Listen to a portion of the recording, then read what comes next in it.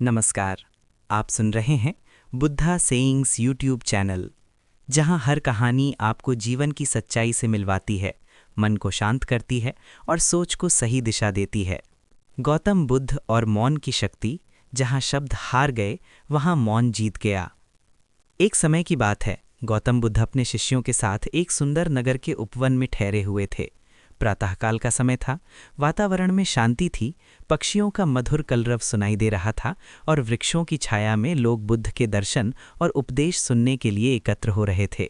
बुद्ध का शांत व्यक्तित्व, उनकी करुणामयी दृष्टि और उनका सरल जीवन लोगों के हृदय को गहराई से स्पर्श करता था। उसी नगर में एक विद्वान पंडित रहता था, जिसे अपने ज्ञान, शास्त्रों और तर्क वितर्क पर अत्यधिक गर्व था। वो जहां भी जाता अपने बुद्धिमान होने का प्रदर्शन करता और दूसरों को नीचा दिखाने में आनंद लेता। जब उसने सुना कि गौतम बुद्ध बिना किसी वाद विवाद के केवल मौन, करुणा और सरल शब्दों से लोगों को प्रभावित कर रहे हैं, तो उसके अहंकार को गहरी ठेस पहुंची। उसने निश्चय किया कि वो बुद्ध को सभा में चुनौती देगा और उनके ज्ञान की परीक्षा लेगा। अगले दिन जब बुद्ध सभा में बैठे थे, तभी वो विद्वान वहां पहुंचा। उसके चेहरे पर अहंकार था और आंखों में चुनौती। उसने बिना किसी सम्मान के बुद्ध से प्रश्न पूछने शुरू किए। कुछ प्रश्न दर्शन से जुड़े थे, तो कुछ ऐसे थे जिनका उद्देश्य केवल बुद्ध को उलझाना और अपमानित करना था। सभा में बैठे सभी लोग बुद्ध की ओर देखने लगे। सबको प्रतीक्षा थी कि वे इन कठिन प्रश्नों का क्या उत्तर देंगे, परंतु गौतम बुद्ध शांत बैठे रहे। उन्होंने आंखें मूंद लीं और गहन मौन में चले गए। विद्वान को ये मौन असहनीय लगा।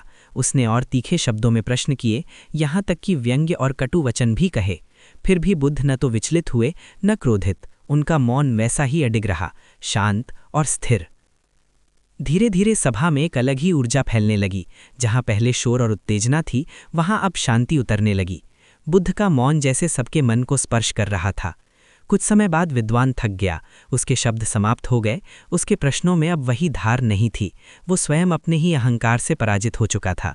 तभी गौतम बुद्ध ने धीरे से आंखें खोलीं और सौम्य स्वर में बोले, जब प्रश्न ज्ञान से नहीं, अहंकार से पूछा जाता है, तब शब्द व्यर्थ हो जाते हैं। ऐसे समय में मौन ही सबसे गहरा उत्तर होता है। उन्होंने आगे कहा, मौन का अर्थ अज्ञान नहीं है। मौन वो स्थिति है जहां सत्य स्वयं प्रकट होता है। सभा में गहरा सन्नाटा छा गया। विद्वान का सिर झुक गया। उसे पहली बार अनुभव हुआ कि बुद्ध ने बिना तर्क के, बिना बहस के, केवल मौन से उसे उसके ही प्रश्नों का उत्तर दे दिया है। वो आगे बढ़ा और बुद्ध के चरणों में झुककर बोला, आज मुझे समझ आया कि मैं ज्ञान की खोज में नहीं था, बल्कि अपने अहंकार को सिद्ध करने आया था। गौतम बुद्ध ने करुणा से उसकी ओर देखा और बोले, जो स्वयं को समझ लेता है, उसे संसार को कुछ साबित करने की आवश्यकता नहीं रहती। मौन आत्मबोध की शक्ति है। उस दिन सभा में उपस्थित सभी लोगों ने जाना कि मौन कमजोरी नहीं, बल्कि भीतर की स्थिरता और आत्मज्ञान का प्रतीक है। जहां शब्द समाप्त हो जाते हैं, वहीं से मौन की शिक्षा प्रारंभ होती है। आप सुन रहे थे बुद्धा सेइंग्स। ऐसी ही गौतम बुद्ध की प्रेरणादायक और शांति देने वाली कहानियों के लिए बुद्धा सेइंग्स चैनल को सब्सक्राइब कीजिए। मिलते हैं अगली कथा में एक नई सीख के साथ। धन्यवाद।